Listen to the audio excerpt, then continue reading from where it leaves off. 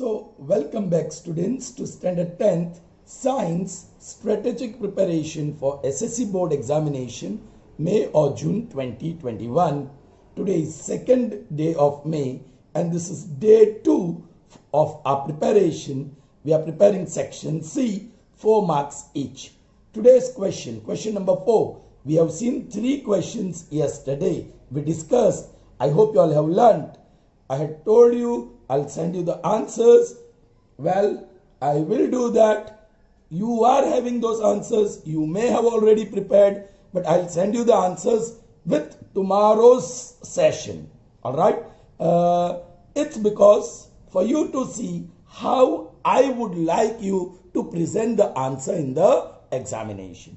Is that clear? Answers you all are already having. Here I'm explaining you. All right? So moving on to the next question, and that is distinguish between aerobic and anaerobic respiration. Children, what is the reason? हम लोग respiration क्यों करते हैं? Why do we respire? Respiration में क्या होता है? We provide oxygen. And well, when food receives the oxygen, oxidation of food takes place and energy is released. Energy is released. All right. And this energy is released due to oxygen that is provided during respiration. Do you understand? But you should know energy can be released even without oxygen. All right. There are certain organisms which release oxygen, which produce oxygen in their bodies from their food, okay, without the help of oxygen. Okay, so aerobic respiration, I'll write on this part, anaerobic on other side. Aerobic respiration, because we have to distinguish respiration. All right, and here anaerobic respiration. So very simple definition we have first. All right. It occurs in presence of oxygen. And here it occurs in absence of oxygen. I should not be writing the whole statement. I can just explain to you. Okay. Later when I give you the answer, you can see. All right, children. Okay. Let's see what happens here. How the reaction takes place. Yes, this oxygen combines with food. वो food का oxidation करता है. जो food हमारे शरीर में digest होके हर cell को मिला है. In the cell, there is food, digested nutrients. Or when oxygen is received by this cell, the oxidation of food takes place and energy is released. That food, we can call it glucose. Right? This glucose, right? It is in cytoplasm होता है. This glucose is in the cytoplasm of cell. ये glucose cell के cytoplasm में होता है. And this glucose is converted into 2-pyruvic acid. It is converted into 2-pyruvic acid. All right. Here no oxygen is required. यहाँ oxygen की जरूरत है ही नहीं. Glucose is converted into pyruvic acid. All right, in the body by the cell, and that is called glycolysis.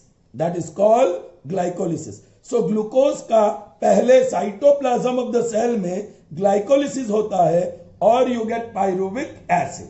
Alright, यही pyruvic acid का oxygen के साथ combination होके which is also called Krebs cycle, क्योंकि क्रेब नाम के scientist ने उसको डिस्कवर किया था. Alright, now this takes place in mitochondria. Glycolysis takes place in cytoplasm. उसमें ऑक्सीजन की जरूरत नहीं है, लेकिन ऑक्सीजन के प्रेजेंस में ही होता है. And then oxygen combines with pyruvic acid, 2-pyruvic acid in mitochondria. In mitochondria. mitochondria and produces, first product is carbon dioxide, the second product is water, ये मैं उल्टा लिख रहा हूं, and the third product is energy.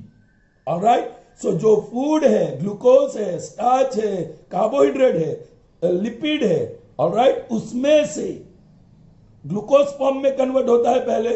We have seen कल के discussion में digestion of food में, ऑलराइट, एमिलेज कन्वर्ट्स कार्बोहाइड्रेट या starch into glucose.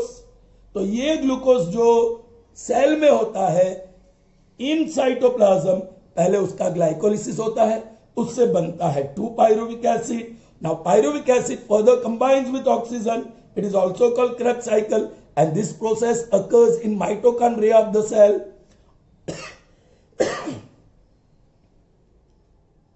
Alright, and produces carbon dioxide, water and energy. This carbon dioxide and water, of course in the form of vapor, we release into the atmosphere during exhalation. है ना children?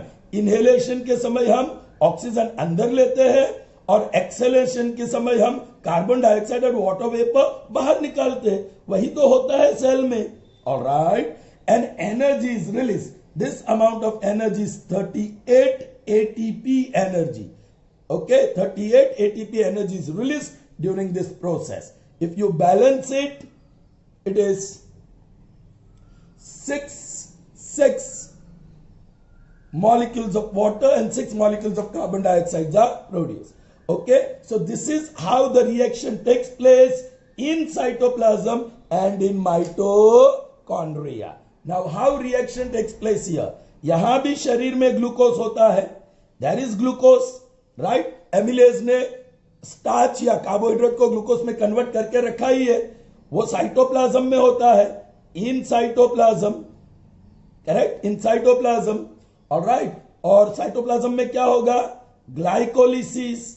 Glycolysis will occur and that will produce initially 2-pyruvic acid. Alright, glycolysis of glucose produces pyruvic acid. Ab, there is no oxygen. So in absence of oxygen, in absence of O2, that is in absence of oxygen, actually east की वजह से, यहां east काम करता है. Alright, you get ethanol. You get ethanol. वहां carbon dioxide और water मिला, H2 products. Here you get ethanol and carbon dioxide and you get energy. Alright, ऐसा उल्टा मत लिखना, मेरे पास आगे स्पेस नहीं है इसलिए. ऑलराइट, यहां एनर्जी बहुत कम है, only 2 ATP energy is produce. Alright, if you balance, this is 2 molecules of carbon dioxide and 2 molecules of ethanol is produced. Children, लेकिन ये जो प्रोड्यूस हुआ ना ethanol, that takes place in plants. That takes place in plants. ये plant का glucose plant cell में, this takes place in plant cell. Plant cell के अंदर साइटोप्लाज्म में जो ग्लूकोज होता है, its glycolysis takes place and initially produces 2 molecules of pyruvic acid, which in absence of oxygen, that means in presence of yeast, produces 2 molecules of ethanol, carbon dioxide and energy. Compare the energy. Here 38 ATP energy is produced and here only 2 ATP energy is produced. Alright? Chaliye. Now this is the reaction taking place in plants which perform respiration in absence of oxygen. Now how animals produce energy in absence of oxygen. तो animals के body में भी glucose ही होता है, right? Glucose. Now this glucose का glycolysis होगा, glycolysis in cytoplasm, right? Okay, and that will produce pyruvic acid, pyruvic acid.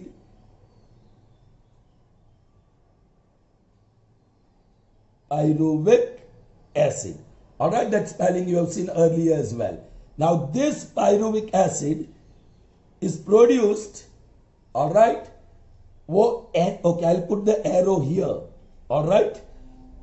This in animal muscles, animal के muscle के अंदर बिना oxygen this pyruvic acid releases energy.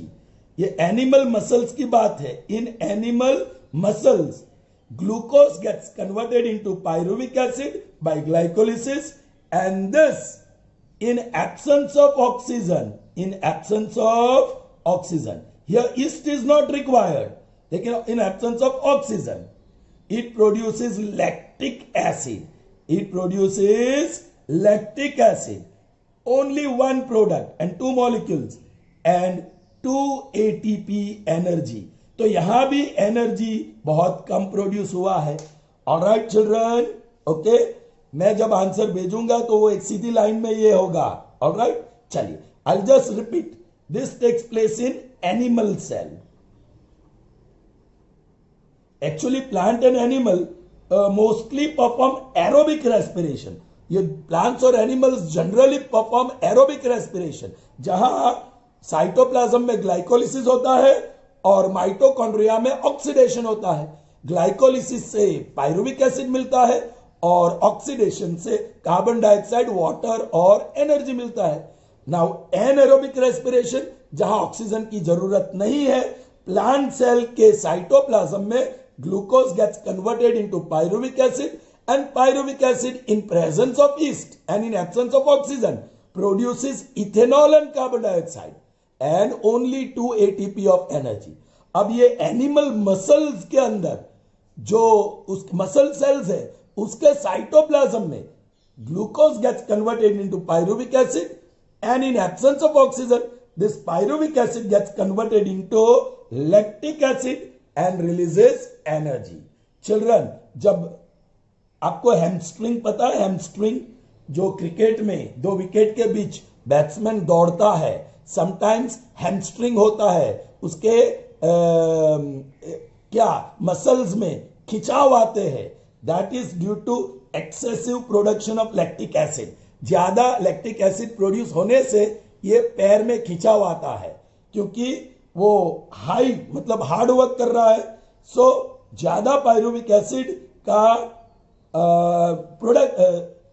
Production lactic acid और energy में होता है। Alright, fine. So this is the difference how reaction takes place, right? Okay, पहला point definition है, दूसरा पॉइंट रिएक्शंस है। Alright, we move on to the third point now, okay, and that is already done here, but I'll write. Okay, what is that? Aerobic respiration. Aerobic respiration takes place in cytoplasm and mitochondria. दोनों में, but here it takes place only in cytoplasm. I'll write it for anaerobic respiration. Takes place in cytoplasm. यहां cytoplasm में ये पूरा process होता है, right? Next, we know, we have already discussed, alright, here and products along with energy are carbon dioxide and water.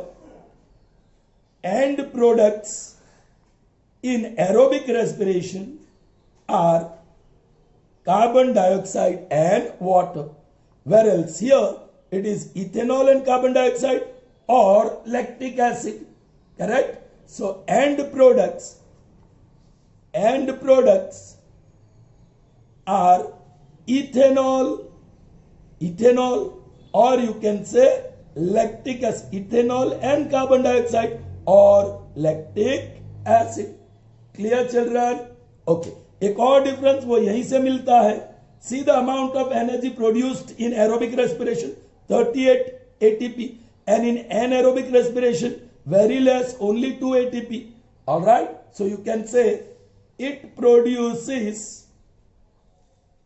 a considerable, will not say high, but considerable amount of energy, and here much less energy is produced. All right, children. Okay. So this is the difference between aerobic respiration and anaerobic respiration. Is that clear, children? Moving on to the next one, and that is write short note and on soaps and detergents. Children, this should be a definite question in the board examination. Soaps and detergents. Now, this soap and detergents are quite common terms. You know them. Soaps, you know, they are used for washing, or either washing clothes or washing your body, cleansing your body. So there are two types of soaps, right? Washing soap and bathing soaps. And detergents, detergent powders and detergent cakes, जो धोने में ही काम आते हैं. Initially there were soaps and then came detergents. But the use of detergent increased day by day and they are much popular than soaps because their cleansing power is quite high. It's strong. Okay. Now what are soaps? First हम soap के बारे में लिखेंगे. Soaps. Alright. Soaps are sodium salts. इतना याद रखो. Soaps are what? Sodium salts. Soaps are sodium salts of fatty acids. Soaps are sodium salts of fatty acids. Alright? जो sodium salts of fatty acids है, वो है washing soap. That is washing soap. And if it is potassium salt of fatty acid, potassium salt of fatty acid, then it is bathing soap. The soap we use for bathing. Alright? So that is soap. Salt of fatty acid. Salt of fatty acid. If it is sodium salt of fatty acid, it is washing soap. If it is potassium salt of fatty acid, it is bathing soap. Alright, children? Now, this soap, actually, it contains two parts. Alright? One part which is long hydrocarbon chain. ऐसे मैं hydrocarbon chain दिखा रहा हूं. दो V draw किया. Third V, fourth V, fifth V, sixth V, seventh V, eighth V, और यहां मैं डॉट कर रहा हूं. ये जो है हाइड्रोकार्बन पार्ट. चिल्ड्रन, आपको याद है ना, हम ऐसे कार्बन कार्बन कार्बन लिखते थे, राइट? Structural formula. तो ये जो वी, ये बॉन्ड बता रहा है. This is showing, this bar shows the bond. यहां कार्बन है, यहां कार्बन है, यहां कार्बन है, कार्बन कार्बन कार्बन, वहां कार्बन है. लेकिन at the end there is functional group. आप फंक्शनल ग्रुप के बारे में भी जानते हैं. Hydroxyl, carboxyl, okay, ester group, बहुत सारे ग्रुप्स के बारे में जानते हैं. चलो, तो यहां जो है वो है COO, ईस्टर ग्रुप है, और सोडियम सॉल्ट है, सो Na+. ये जो लॉन्ग टेल है, that tail is called, children, उसे नॉन पोलर टेल कहते हैं.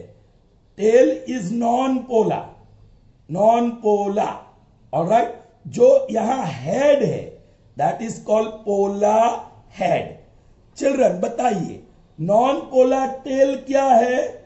Long hydrocarbon chain. It is long hydrocarbon chain. और जो पोलर हेड है वो क्या है? Functional group. Functional group. अभी ये फंक्शनल ग्रुप का नाम क्या है? That is sodium acetate. It is sodium acetate, और it is called sodium salt of fatty acid. All right, children, here we have acetate. ये ester है ना, ester. So we say sodium salt of acetate. Or acetate functional group is present in soap. All right, children. Okay. Now, preparation of soap. Preparation. How it is prepared? Preparation of soap. Children, vegetable oil, or that is groundnut oil, yeah, castor oil, any vegetable oil children, sesame oil, कोई भी oil लो, और you can take animal fat, bone marrow से निकलने वाला fat, all right, when heated, उसको heat करना पड़ेगा, ये वेजिटेबल ऑयल लो या animal fat low, then heat it with sodium hydroxide, all right, that is NaOH, and you will get sodium salt of fatty acids plus you will get glycerol. Now this sodium salt of fatty acid is what we call soap, and this glycerol is byproduct. It's byproduct. Okay, वो तो side पे निकाल देते हैं, and here we get soap. So here is the reaction. If you want, you can write in brief: vegetable oil plus NaOH, all right, gives soap plus glycerol. Now the chemical name of this soap is sodium salt of fatty acid. So if you want, you can write this. And children, ये जो process है, the process of preparing soaps is called saponification. So यहाँ saponification हो रहा है. Yes, that is combining sodium hydroxide with vegetable oil and heating it. ये heat कर रहे हैं, तो you get soap and glycerol, दो product मिलता है, and this process is called saponification. Is that clear, children? Now we move to detergents. मैं short में लिखूंगा. All right. Now what are detergents? They are chemical substances used to remove dirt. Children, soaps are also chemical substances used to remove dirt. Detergents are also chemical substances used to remove dirt from the surface of any object. Do you understand? दोनों same काम करते हैं और उसका working भी same है, function भी same है, but this is more powerful, this is more efficient. Alright children, so first detergent किसको कहते हैं? सोप भी उसी को कहते हैं. द केमिकल सब्सटेंस या substances used to remove dirt या stain from the surface. Children, surface से dirt या stain को निकालना, but at the same time surface should not be harmed. वो dirt निकलता है हमारी बॉडी से, हमारी स्किन से dirt निकलता है, लेकिन वो छिल जाएगा. If that is harmed, then that is useless substance. Soap, हम बाथिंग सोप यूज करते हैं तो हमारी स्किन के ऊपर से डर्ट या स्टेन निकालता है, no doubt, but if it is harming the skin then it is not soap. या कपड़े से डर्ट निकालता है सरफेस से, लेकिन सरफेस को नुकसान पहुंचाता है, तो उसको डिटर्जेंट नहीं कहते हैं. So detergent is a chemical substance used to remove dirt और stain from the surface without harming the surface is called detergent. Yeah, are called, because chemical substances बोला है, are called detergents. Soap को भी वही, the chemical substance is used to remove dirt or stain from the surface without harming the surface are called soaps. वो भी तो वही काम करता है. Understood children? Okay. अब हमने देखा कि यहां ये जो लॉन्ग चेन है वो हाइड्रोकार्बन पार्ट का है और ये हेड है. जो लॉन्ग चेन है वो नॉन पोलर टेल बोलते हैं उसको, और जो फंक्शनल ग्रुप है उसको पोलर हेड बोलते हैं. यहां भी वही है. आप पहले वी लिखो, राइट, ऐसे वी. चिल्ड्रन, ये थोड़ा बड़ा होना चाहिए, ये थोड़ा छोटा. एक वी लिखा, ये दूसरा, ये तीसरा, ये चौथा, ये पांचवा, ये छठवा, ये सातवां, 7, और फिर नीचे कर दो और यहां हेड बताओ. और this is sulphonate, sodium salt of sulphonate. ये सोडियम सॉल्ट ऑफ एसीटेट है, ये एसीटेट है. सोडियम तो है ही, ये एसिटेट है, और सोडियम तो है ही, लेकिन ये सल्फोनेट है, राइट? तो sodium salt of sulphonate, that is detergent. Sodium salt of acetate, that is soap. All right, children. So chemically it is what? It is sodium salt of organic sulfonic acid. Sulphonic acid, यहां fatty acid है, यहां sulphonic acid है. Fatty acid मतलब Easter है, right? Okay. In detergents, the functional group is this SO3Na, और यहां functional group is COONA. All right? चलिए, now yes, I'll just say, I'm not writing because very less space is there and I have to write lot. Detergents are more efficient than soaps. All right, that's because they are more effective. They remove the dirt easily compared to soaps. So they became popular and their use also increased a lot. Now, why they are more efficient? Because in water, the calcium ions and magnesium ions do not form PPT with detergent. मतलब ये जो ion soluble होते हैं वो insoluble नहीं बनते हैं with detergent, जबकि सोप में कैल्शियम आयन और magnesium ion they become insoluble. So वो स्टेन या डर्ट निकाल की प्रोसेस में हिंड्रेंस करते हैं, वो रुकावट लाते हैं.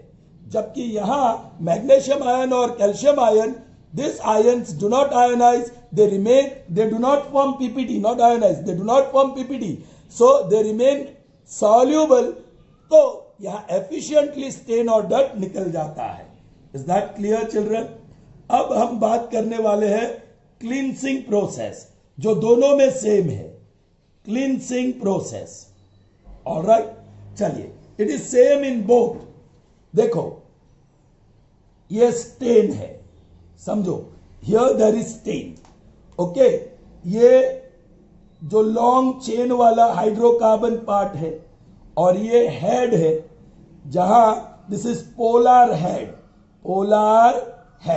और ये नॉन पोलर टेल. अरे भाई, हाइड्रोकार्बन पार्ट को टेल बोलते हैं और फंक्शनल ग्रुप वाले पार्ट को हेड बोलते हैं. तो जब भी सरफेस के ऊपर ऐसे डर्ट होगा तो non polar part tail, it has attraction towards dirt. जो नॉन पोलर पार्ट है टेल है, it has attraction towards dirt, और जो पोलर हेड है it has attraction towards water. ये non polar tail is attracted by dirt या stain, and this polar head is attracted by water.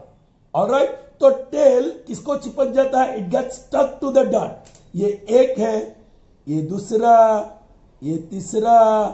I'm not drawing properly. You draw nicely. All right?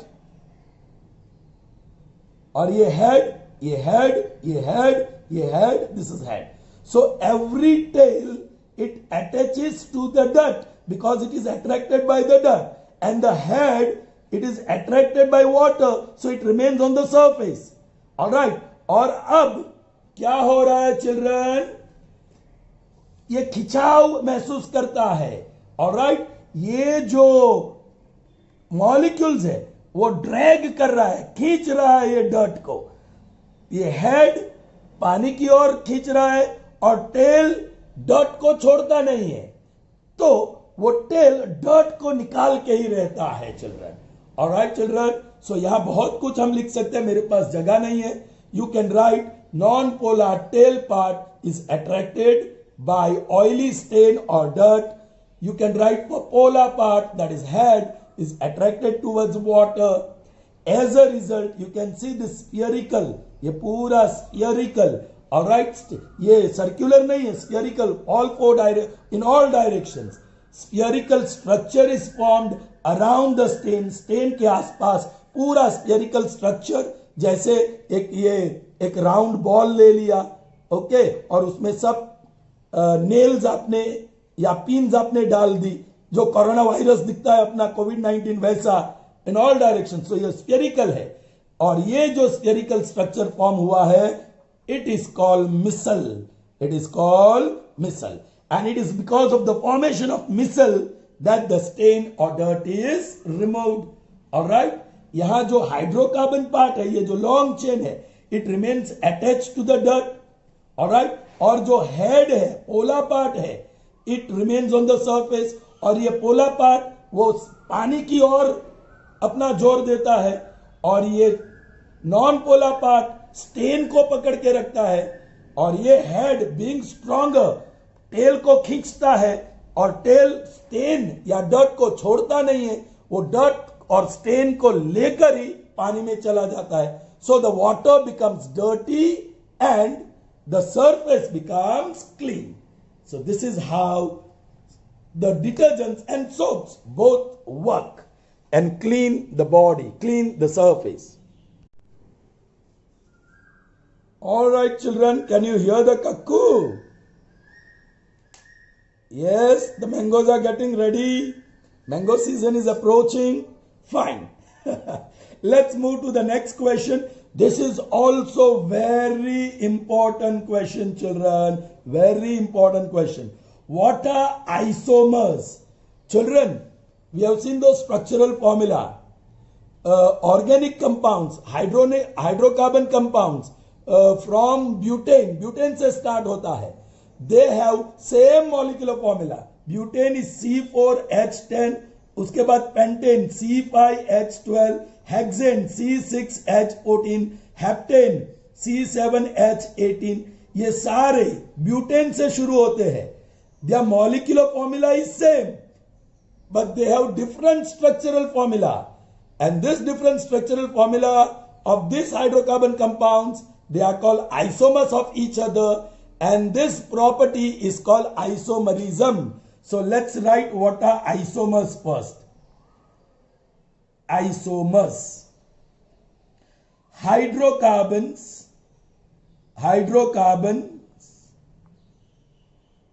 have some hydrocarbons have same molecular formula but different structural formula, and such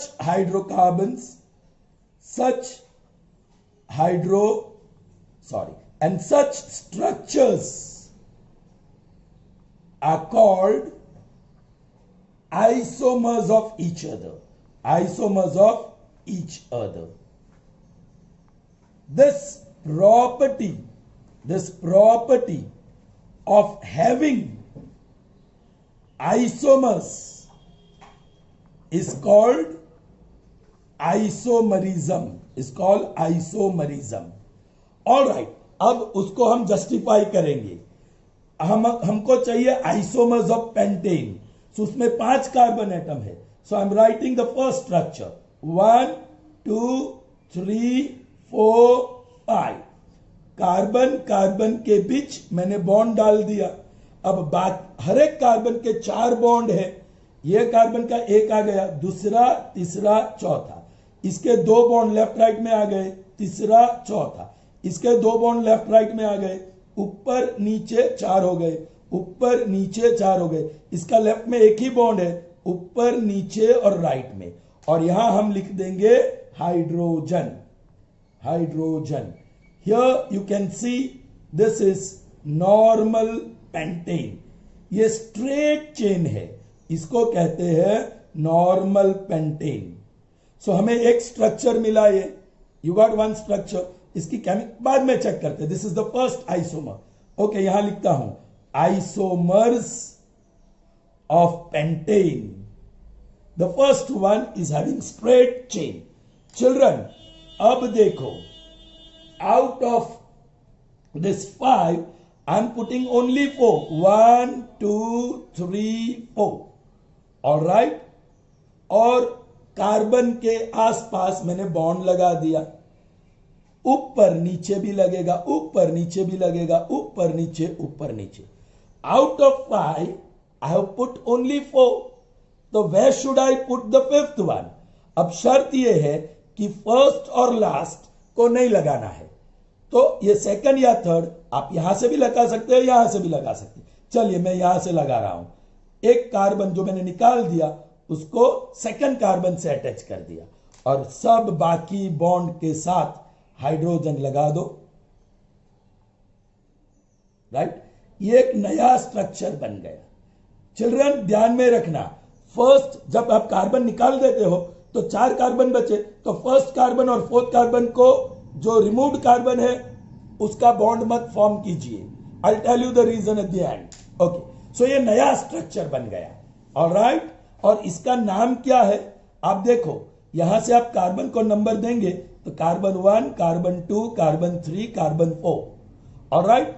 और आप यहां से number देंगे तो carbon 1, carbon 2, carbon 3, carbon 4.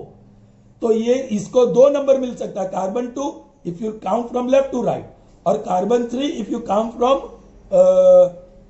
Right to left. लेकिन जो number छोटा है वो लेना चाहिए आपको. So carbon 2. सो इसका नाम है 2 और एक कार्बन वाला मिथाइल ग्रुप है 2 मिथाइल एंड स्ट्रेट चेन में 1, 2, 3, 4 कार्बन है. So butane. So this is called 2 methyl butane. So this is your first structure. This is your second structure. All right.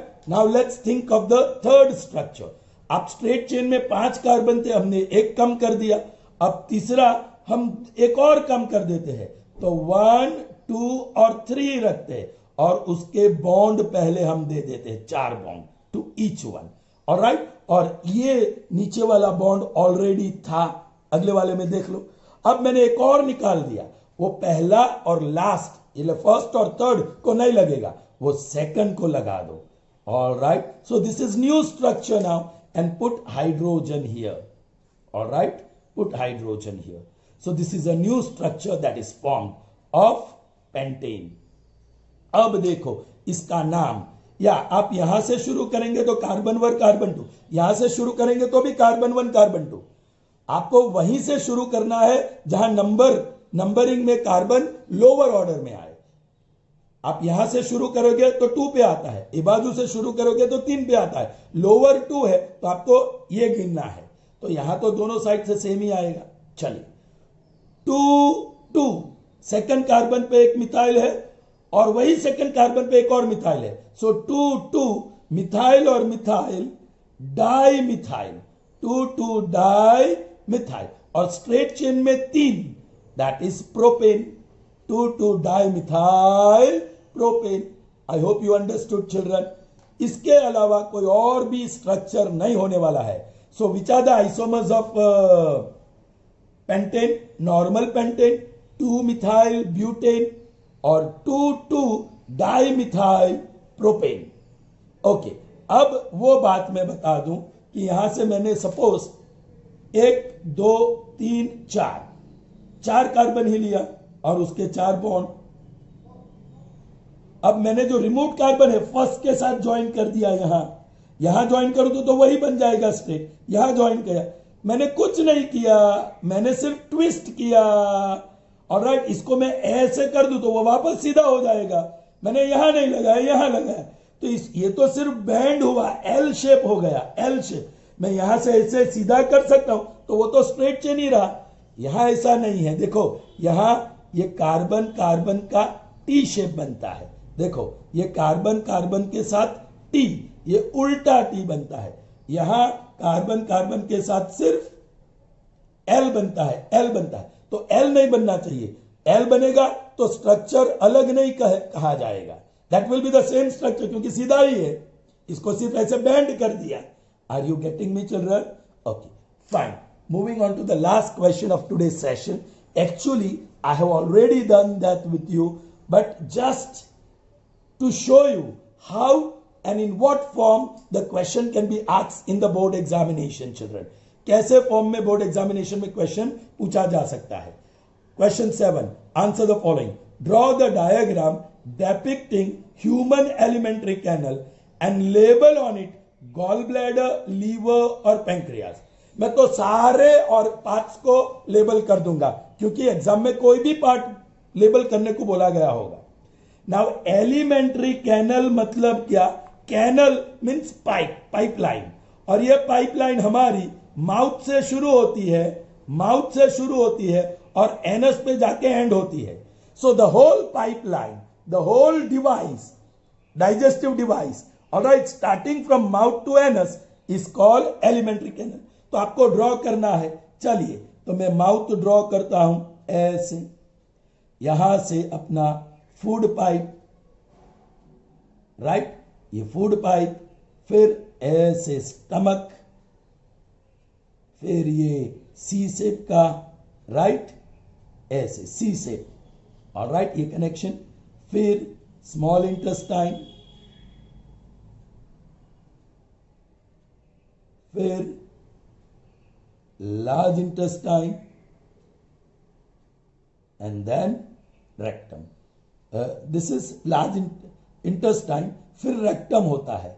Small intestine, large intestine, इसके बाद इसको rectum कहते हैं. This is rectum. ये large intestine है, large intestine, alright. और ये जो ओपनिंग है that is anus.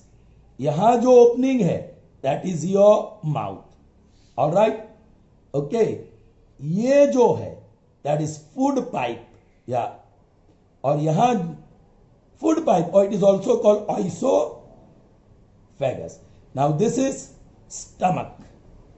This C-shaped tube joining the stomach and small intestine is duodenum. Duodenum. Alright, it's called duodenum.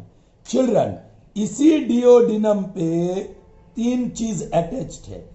एक तो लीवर, दिस इज लीवर. दूसरा gall bladder, this is gall bladder. और तीसरा ऐसे ड्रॉ कीजिए, that is pancreas. That is pancreas. ये तीनों duodenum से अटैच्ड है. वो सी शेप का जो ट्यूब है connecting stomach and small intestine, okay, वो है ये small intestine. Small intestine. Children, human being में मैंने कल बताया 6.5 मीटर लॉन्ग होता है, क्योंकि ह्यूमन बीइंग का जो डाइजेस्टिव सिस्टम है वेजिटेरियन फूड खाने के लिए बनाया गया है. And vegetation having cellulose, okay, takes long time to digest. जबकि कार्निवरस एनिमल्स में they eat meat only and this meat is easy to digest. Surprised? But ये रियलिटी है.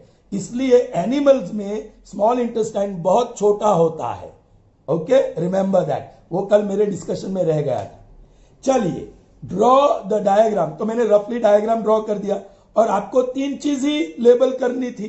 ड्रॉ पूरा करना है. यहां से माउथ से एनस तक का ये आपका एलिमेंट्री कैनल हो गया. But you have to label only liver, gall bladder and pancreas. तो ये मैंने कर दिया यहां, right. Now second question, state the role of liver and pancreas. यदि आपको याद हो, liver secretes bile, alright, that is the function. और पैंक्रियास, ये जो पैंक्रियास है इट सिक्रीट्स पैंक्रियाटिक जूस. और आपको याद होना चाहिए ये पैंक्रियाटिक जूस में वो 3 एंजाइम्स होते हैं. मैंने कल गलती किया था थोड़ा सा, राइट. ऑफकोर्स वो वही आंसर में करेक्ट भी किया था. Amylase, then trypsin and lipase, all right. ये जो एमिलेज है it digests carbohydrates, trypsin digests protein and lipase digest lipids, yeah, you can say fats, all right, ये तीनों ने अपना अपना काम कर लिया। उसने कार्बोहाइड्रेट को डाइजेस्ट किया फूड से, ट्रिप्सिन ने प्रोटीन डाइजेस्ट किया और लाइपेस ने फैट्स डाइजेस्ट किया। यहां याद करा दूं, इंटेस्टाइन में इंटेस्टिनल जूस सिक्रेट होता है, इंटेस्टिनल जूस। इस इंटेस्टिनल जूस में भी एंजाइम्स होते हैं। There are many enzymes. Now this enzyme convert carbohydrate into